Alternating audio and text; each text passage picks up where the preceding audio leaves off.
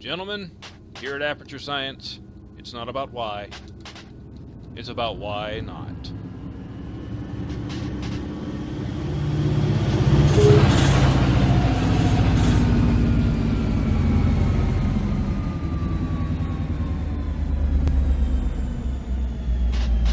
And that concludes our election 2016 coverage. Thank you and good night. So, with that little bit of information out of the way, let's talk about what just happened here. So that was that's what you call a southern style coupling, and if it broke, then it probably needed to be replaced anyway. So let's take a look here, and oh my goodness, that little coupler right there is borked. It is actually borked in twain. Sheared it right off. It's actually disappeared. This one right here, this one survived. But well, we need to fix that. So to do that, let's fix her. Now, you might have heard the conductor there kind of raising hell about the fact that he asked to fix something that the engineer broke. And to that I have to say, well, it's about time he did something, because most of the time he just sits over there on the left-hand side just complaining about everything. So yes, if you haven't figured it out, breaking couplers in the game is now a thing. It is an actual thing that you can do. This one right here is broke as well, but it's kind of halfway together. I've noticed that when you break a knuckle, and I can't tell if that's actually supposed to be the knuckle broke out or something, but you can see kind of this shadow thing within the coupler. I don't know if that was actually supposed to pull out or something like that, if that's something that they were testing with and decided not to do it. But yeah, I've noticed that when you break the coupler and then they come back together, it kind of produces this shadow knuckle here. But let's fix this one. And you see it still just kind of clips through, so I don't know if that's something that they wanted to do and just decided not to, or what. But yeah, he's not having a good day. Let's see, what else did we break? We didn't break that one. One of the ways you can tell if you broke them is if the air hoses are separated and it looks like all these are together. If you're not sure, just click on it. If it doesn't say, if that doesn't turn white, then you didn't break it. So let's couple these engines back together. Let me do my little air brake cheat. See, and turn my handbrake off. There you see they couple together, and that, and then let's couple these guys back together. Now, one thing I want to show off now is the there you see that little shadow coupler there again. This time it's on the car side, oddly enough. But let's couple these back together because I want to show you the coupler physics that's now in the game. Make it a little bit brighter. Yeah. Okay, so let's couple these guys. Make sure the handbrake's off.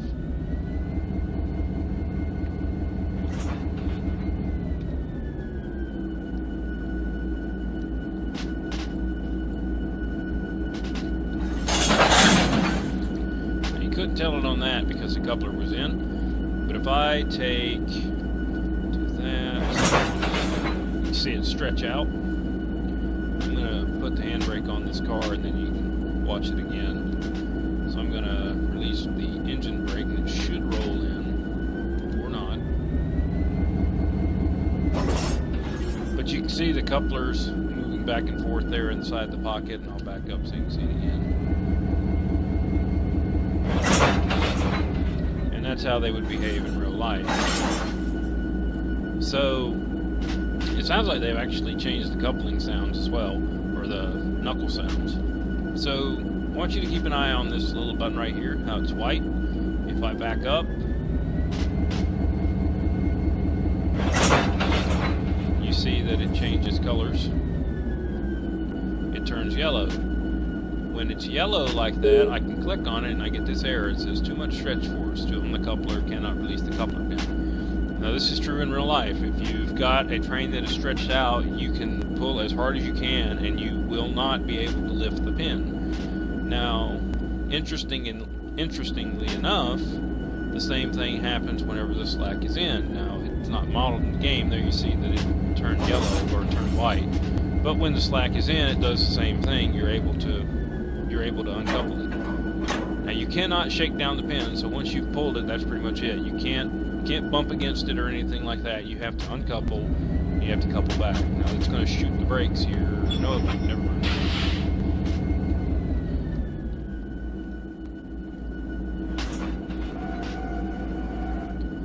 But yeah, usually when you're up against it, it'll do the same thing because of the way these things work. Back in here is where the block is, and if the knuckle is pushed against it, you can't lift it either. So the knuckle has to be semi-floating in the carrier in order to be able to uncouple it. So let's relinquish this train and get these guys out of here. Dilute. The other thing that I didn't mention was typically whenever you did something like that and a AI train coming through, typically when you did something like that, the cars would clip through each other, and it was sometimes hard to get control of them again because you usually had to relinquish your train, and then you had to go chasing them down, and then you had to find the spot where you could click on them to grab them, and you know, you had cars that would just clipping through each other, and it just created chaos. As you saw in that didn't happen anymore. Sometimes they would couple back together. Nothing clipped through anything. Now, if you're going this way through a car, you won't clip through it. If you're going this way through a car, you will. So you can T-bone into a car and go straight through it. There's no derailments, there's no collisions or anything like that. You know, you can't even, there's no way to derail a train. I actually took a couple of SD70s out onto the A line, ran them in Notch 8, had them up to about 250 miles an hour, and going through 30 and 40 mile an hour curves, and it just absolutely refused to derail. So no derailments just to go around, maybe later. Some other things, I think I've mentioned the lighting before. I can actually make it a little bit darker. The other way. We can make it a little bit darker. There you see. Not too terribly bad on the lighting. I still think that the yards are a little dim. It's not too bad where the bowl tracks are, but I still think the yards themselves are fairly dim. I know that places like Inman Yard over in Atlanta, they have a lot of stadium lighting, so there's relatively few places in that yard where you cannot see. Of course, you can always change this in the graphic settings. You can go in and do that and make it lighter if you want to, or darker. I choose to keep it dark. Some other stuff. Make it bright again. Bring up the sun. Put it at noon. Some other things. Obviously, that's an AI train that's running. My experience with AI is that they perform as it says on the tin. They will obey signal indication. They will stop if there is an obstruction in front of them, a switch turned against them, or, you know, whatever. It becomes a little bit of a pain because AI does not report that they are stopped. You basically have to be looking at your dispatcher screen to see that a train is stopped. And speaking of dispatcher screens, V2 external dispatcher has come out, and I've been using it. You can see that I have trains that are moving. I've got about 20 trains spawned in right now. You see I've got trains that are stopped, and unless you're looking at the dispatcher screen, you don't have any way of knowing it. One other thing that I want to say, there's some manuals. I talked about them in the last video. There's some manuals that are included with V2, and you really should read through them. And in response to the bug that I had where you couldn't fly around, that is If you have any problems with stuff in V2, like if stuff just acts really, really funky, validate your license key. The serial number that they gave you in your email, make sure that it's activated. So it's actually on this tab right here. You just open it up, put your serial number in there, and then the light will turn green, and it'll tell you that you're good to go. That was what actually happened to me. I had installed it, and then I forgot to go back and validate the license, and it kept clipping me to the ground. Some of the other things that can happen that I have seen people talking about is if you're running a train, you will constantly break knuckles, regardless of what you do. You will always set off the defect detector for dragging equipment, and it'll be on the same axle. If you join a multiplayer server and you do not have a validated license, you will have a pirate avatar. So there you go. There's probably some other stuff in there that we don't know about yet, but yeah, basically if you don't have a valid license, it will keep you from playing the game as it was intended to. So with that out of the way, let's look at some things here. Now the AI, I don't have too much of a trouble with it.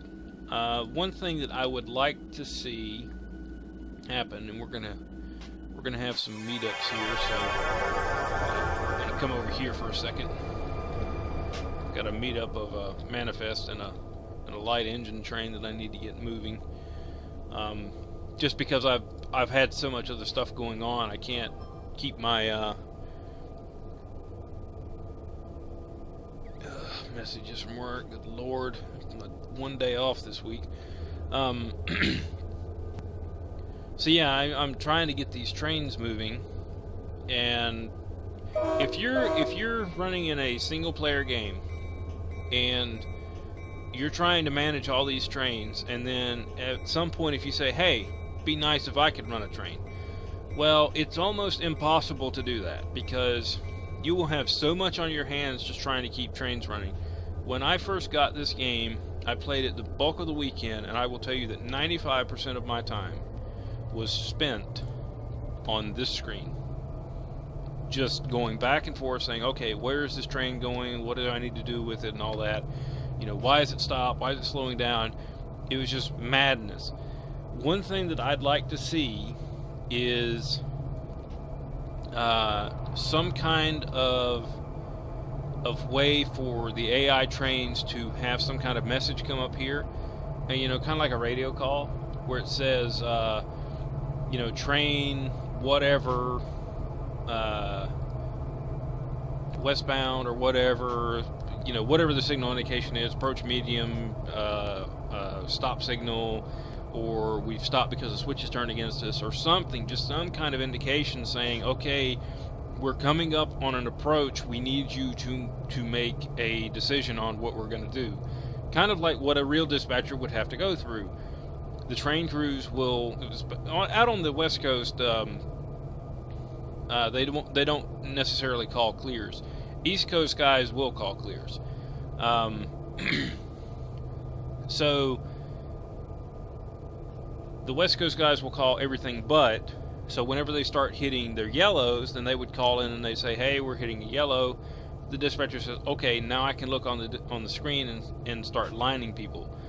Because your choices for this game, if you have AI, you either have to just set everybody or set so few trains that everybody just occupies one main or the other and they just go straight through, or you just have to run trains without, or you can run trains without, or you just have to play dispatcher all day long. That's basically your options. And like I said, it would be nice if this train was coming into the siding, rather than me staring at the dispatcher screen to know where they are, if I get a message that pops up over here saying, hey, Santa Fe, what number are you? Santa Fe, ATSF 5126. If I got a message that says ATSF 5126, stop signal at, what milepost are you at 344, which is pretty sure that's what milepost that is. And milepost tags still are not working. At least on this line they're not. But yeah, if they tell me... Is it on the... Nope. But anyway, yeah, if it tells me, you know, because it's on the dispatcher screen. At least it's on the external dispatcher screen. There's your mileposts. Is it on the one in the game? I have not looked. No, they are not in the game. Okay. But yeah, if it would give you some kind of indication to at least say engine number, whatever, stop signal, or medium approach, or approach medium, or diverging clear, you know, anything like that, just to give you some kind of indication, hey, we're either getting ready to stop, or we're getting to the point, to your control points, or whatever, it would be nice. Let's see. Let me get these guys rolling here. I've got 2 more trains that are stacked up on top of each other that I need to get moving. Actually, I got 3 trains that are stacked up, good lord. But again, it's trying to keep all the sludge moving at the same time while you're trying to run your own train. Because a lot of people, like me, for one, I don't have time to go on multiplayer servers, and 2, I've kind of gotten to the point where I don't really want to go on multiplayer servers. You know, this is kind of like Zen time for me. It's just like, okay, I'm running my own railroad and just kind of doing my thing. You know, I used to do this a lot with FSX. I would set up an airliner for, he's waiting for this block to clear, which it should be clearing here very shortly. You can see the stack up that I'm faced with right now. I've got this very slow moving light engine that I'm waiting for him to clear the signal, which is going to be right there past the curve. So yeah, I've got this big stack up right here of 4 trains. So I've got a pig train. That is a pig train. Yeah, I've got a pig train here. I have a manifest here. I have a light engine move there. I have another train right there. That is a coal train that is waiting. He's actually waiting to go the other way, because I've got him stacked up on top of a Z train, which I am getting ready to run against an auto rack. So it's, I mean, it's, you know, it's crazy. It's just crazy. I'm either staring at the dispatcher screen, or I'm just, you know, trying to figure out how I want to run them. The other thing about AI is it's not like if I tag this train with whatever, you know, this one's going to Fort Worth. I'm not even much paying attention to tags. Some tags I'm just sending wherever. Some of them I'm just sending to do whatever to. Actually, he's headed in the right direction. He's headed down toward Needles. But, you know, it's not like if you tag a train, it knows where it needs to go. They're kind of like regular train crews. They're going to go wherever the dispatcher tells them. If they're supposed to go to New York and the dispatcher sends them to Texas, guess what? They're going to Texas, because they don't get paid enough to do the dispatcher's job for him. So, you know, just some more tools with AI would be nice. That's all I'm saying. That's all I'm saying. And in regards to AI, I have had no problems with them. Again, going back to the thing about notifying some things, I had an Amtrak that was stopped up at Bakersfield, and I didn't understand why. I had lined them in for the Amtrak siding. Everything was good to go. They should have went in, made their stop, and left. And I got to doing something in the game, wasn't paying attention to the dispatcher system. Well, 30 minutes went by. I pulled the dispatcher screen back up. They're still sitting there. I'm like, what the hell is going on? Why are they still sitting there? Surely it doesn't take 30 minutes to load a passenger train. So I ended up going up there. Well, it turns out there was a switch in front of them. There was a manual switch in front of them that was lined against them. And that goes back to the thing about I had no idea why they were stopped. So it would have been nice to have a message. And that's all I'm going to say about that. So we'll move on to the next thing. I'm going to go down here to this signal. You see that Z train coming through. We're going to do some science here. I'm going to take, as soon as the Z train is out of the way, and that might be a while. He's coming along. I'm going to take some trains. I could line one in for Yermo, but I don't want to. I'm going to spawn in a couple of trains here, clear this, and give myself, that's not what I want to do, to this, a couple of these. First one of them, I'm going to place it, I'm going to put him right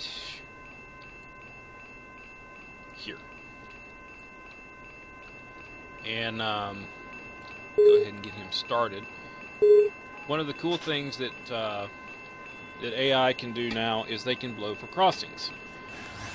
And it's kind of interesting how they do it. It depends on how fast they're going, depends on when they blow the horn, how long, and you know, the whole behavior of blowing for the crossing goes. So they are roughly 2.5, 3 cars away from this crossing. I'm going to give this an AI crew because they've got clear track ahead of them. No, they don't. Yes, they do. Never mind. I'm looking at the wrong track. They've got clear track ahead of them. I'm going to give this an AI crew. And we'll sit here and wait. And I want to show you when a slow-moving train is very close to a crossing, this is the horn behavior that they will have. So they're going to start moving here in just a second. Hear them rev up.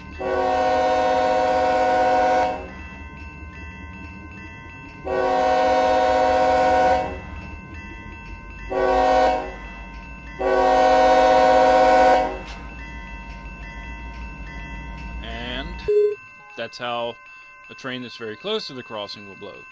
So if we come back here, there's our whistle post for that crossing. I'm going to come back a little bit further. I'm going to put the same train on the same track, this one, that way they don't have any kind of indication. Do the same thing, we'll get them started, MU, all that good stuff, and then give it to an AI crew. No, that's not what I wanted to do. If we go over here and we'll wait for them, we'll see how they sound for the crossing. And the reason why I'm showing this off is because this is something that Train Sim can't do. Train Simulator cannot do this. Their AI will not do this. But I think it's rather interesting because it means that the team had to go in, they had to define where all the crossings were. They had to create some kind of script that works off of a trigger system. So this AI crew has to know how far away from the crossing they are, how fast they're going. You see they're getting ready to start moving. How fast they're going, and then the script has to compute where they start sounding for the crossing. And as you just saw, that crew was 2 car lengths away, and they managed to do the 2 longs, short and long, all within that space because it was determined off of how fast they're going. This crew, there's your whistle post. They've already started sounding for it. He is going 30 miles an hour.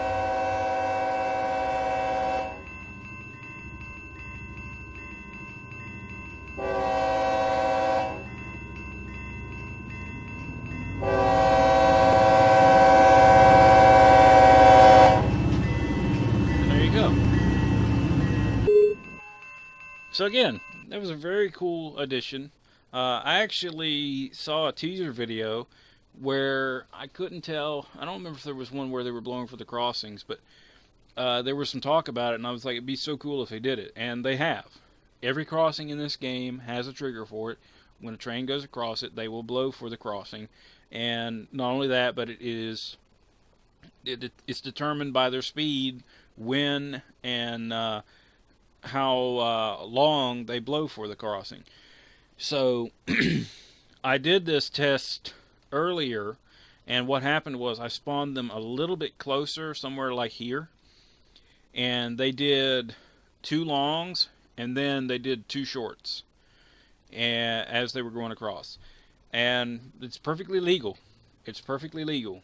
The only rule regarding horn signals, especially for crossings, is that it is a minimum of 15 seconds, no more than a quarter mile away, minimum of 15, no longer than 20, and not more than 1/4 mile away. From the first sounding of the horn to the last can be no less than 15, no more than 20, and no more than a quarter mile away from the crossing. So, yeah, cool stuff. So let's go back to Barstow. I'm using my external dispatcher. Find my other train back in here. One of the other cool things concerning horns is you can go in, control F3. You can pick up your horn configuration. I almost said corn configuration, but that's not quite right. If you have control of a train, you scroll down, it will highlight what train you have. You notice that I'm using the 05 version of the K5LH, or HL, which sounds like this. You can take to do the one that comes with the S's, with the Aces, which I don't particularly care for. I'm going to get a little bit further back because that's kind of loud. We can do the K5LAs, which is the Amtrak one. We can do the P3s, which I hate. Or not the P3s, the RS3s.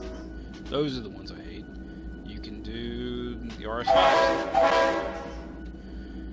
And you can also do your bells. There's a mechanical. Then there's another mechanical. That's definitely an EMD bell.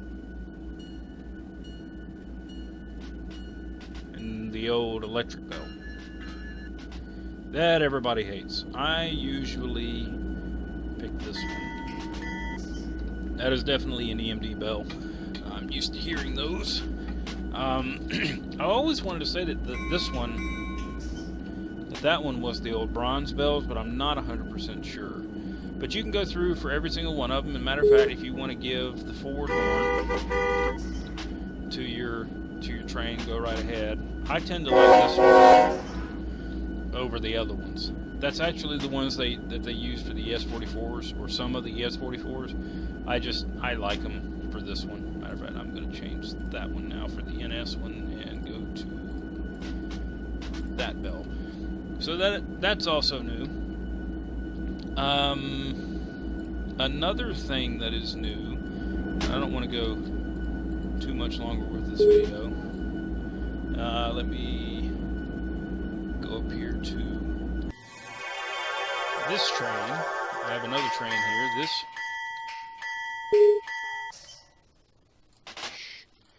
I have another train here. This train has been tagged as LCal 0101. This was actually LCal 0611, and I retagged it. I've got a train coming. That is a unit train. What is that unit train? That is oil tankers. Where'd my train go? There it is. There it is, right here. So I have this train tagged as 0101. It was tagged 0611. These are the cars that were picked up for 0611. So one of the cool things that they added, and this was something that they didn't talk about, is stuff for locals. So if I hit Control L, if I have a train that is tagged as LCal 0101 and I'm controlling it, it will generate a switch list for it. That switch list is based off of this screen. So, or not this screen, this screen. This one. LCal 0101. So, This is the setup for LCal 0101, and you can go in and change these if you want to on the other screen. But these are the cars that this particular train will pick up, and this is where they're located. These are the car IDs. These are the ones that are in the game right now that are going to be this train or for this local. They are ready for pickup. This is their destination tags that are already assigned to them, and this is their status after they're loaded. You can go to your industry configuration page, and if you had any concern, or if you were wondering where industries are, every industry that is on the map is in this list right here. Every single one of them, and it tells you what its incoming tag is. So for instance, borax, which is over in here, we're on the boron siding actually.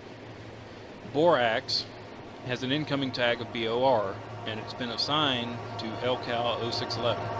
Now if you didn't know where borax is, you can transport to it. Now you see borax is here on the left. If you're still unsure about where you are, you can always use the trick of going to the nearest CTC switch, which is going to be here. Click it. If you get close enough to it, click it. And then, helps if I'm on the right page. I was on the right page. Oops. Click it, and it should blink in there. So yeah, that's some cool functionality that got added in. And like I said, with the switch list, these are all your pickups, and it tells you where they are and what their tags are and everything like that. This is for pickups, and this is for set out. So if I had a train that was built that had cars in it and they had tags on them, it would tell me what my set outs are, and it would also tell me what I need to pick up while I'm there. You can export the switch list. This will create a spreadsheet. You can print that out if you want to keep it with you. You can have it over on your second monitor. That way you don't have to constantly keep opening up this screen. The same thing happens on this, not this screen, this screen. You can go here, you can say generate car report, and what it will do is it will come up with the same thing in a spreadsheet form. You can go to industry configuration, and it will generate this same thing for every industry that is in the game that has cars ready. It will tell you what the industry is and what their cars are. And it will save it to a location on your drive. I don't remember if you can change it or not. I'm sure you can. But very, very handy. This was actually something that I was going to make for myself just as a reference. You know, I had already started a spreadsheet with industries and what their tags were, and you know, where I needed to. So that way, whenever I ran locals, then I know where I needed to set stuff. So very, very handy tool, and you can click on any one of these, and it tells you what they're picking up. If we go to the industry configuration, you can make your own if you want to. It's like if you want to create your own local, like I can come in here and say L O, or I should say LOL 0101. If I do that, I can come in here and we'll leave that the same. We'll say, and I can come down here and do, you know, I can do this for whatever. I can say these are going to be JFK or JFK, you know, DAL, something like that. I'm just using airline stuff. I'm going to leave that the same, and I can save it.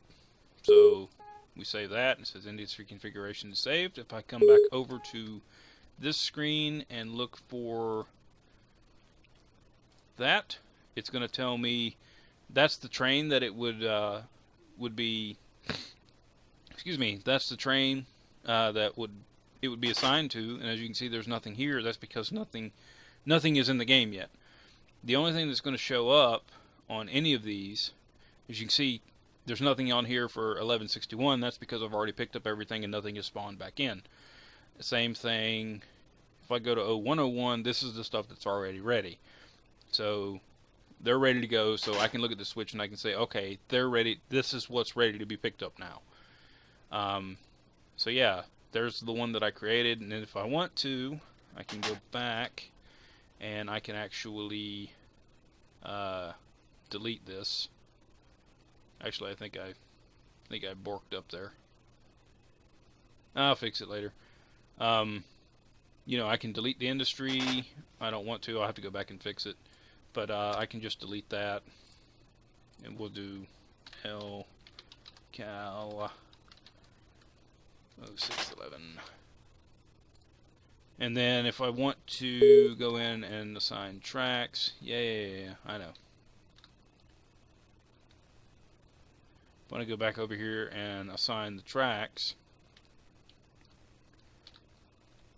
I'm not going to save this game, so I'm not too terribly worried about screwing up stuff. But I can go in here and just kind of get where I can look. One of the things I don't like is you're not able to move these windows, but you are able to move around. So what I'm going to do is edit the tracks, and I want to assign that track, that track, that track, that track, that track, that track, and that track. And you see that they've turned red, and you can delete them if you want to. I'm going to do that one. You can delete that segment. If you don't want cars to spawn up here, you don't have to select it. They'll spawn back here. If you want cars to come in all the way down these sidings, you just add to them. So there's that, and then we can save that. We can go back to edit industry, and then if you want to change your tags, you can say, you know, SBD whatever, and everything that's in here is randomly chosen. So when the cars are ready, it will randomly choose one of these tags.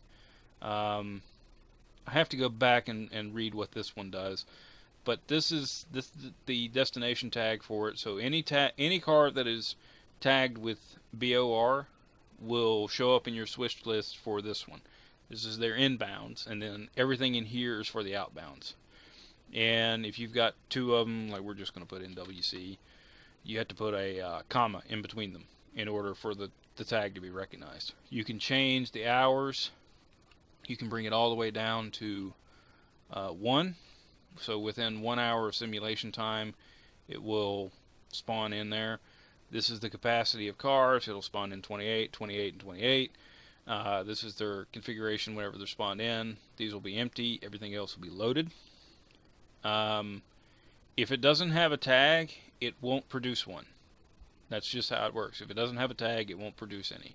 So you don't have to worry about anything like that. Very, very handy tool.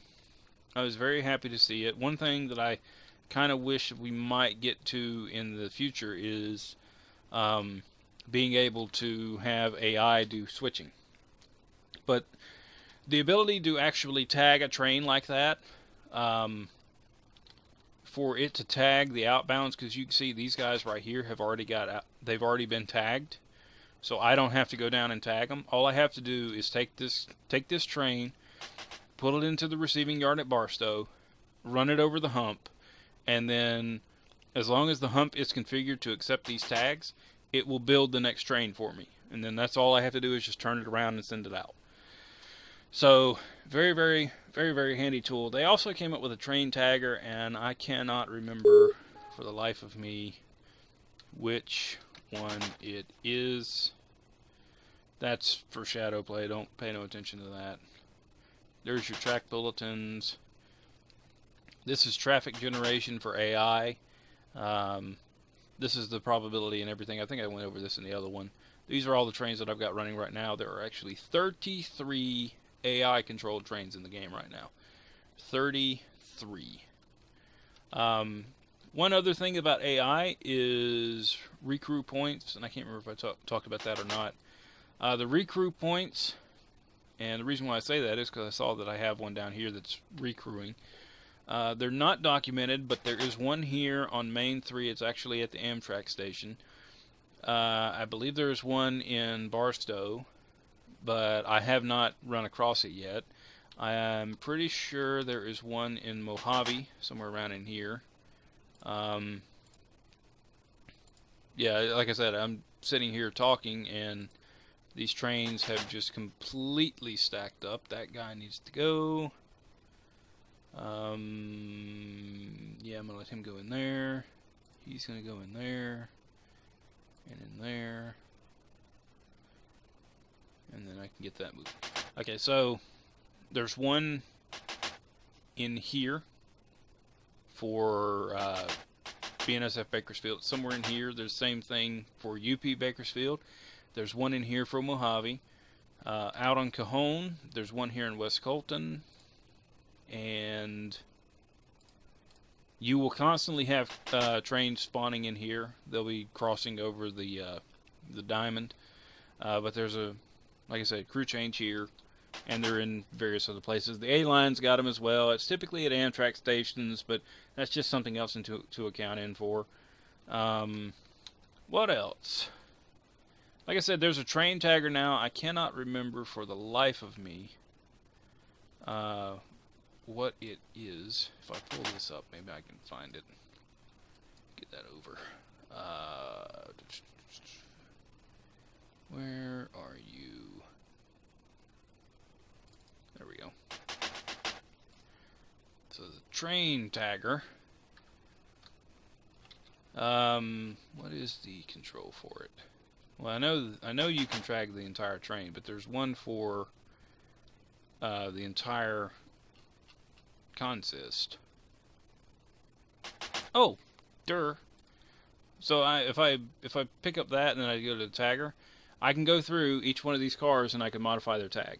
It used to be you had to go in. Now you can't adjust. I guess you can adjust these. No, you can't adjust those.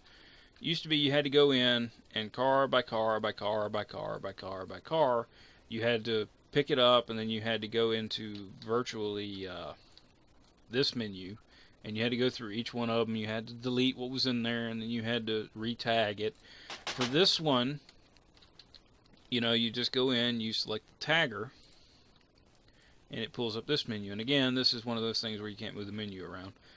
But one of the cool things is I can pick on that car, or I can pick on that car, or that car, and it highlights it.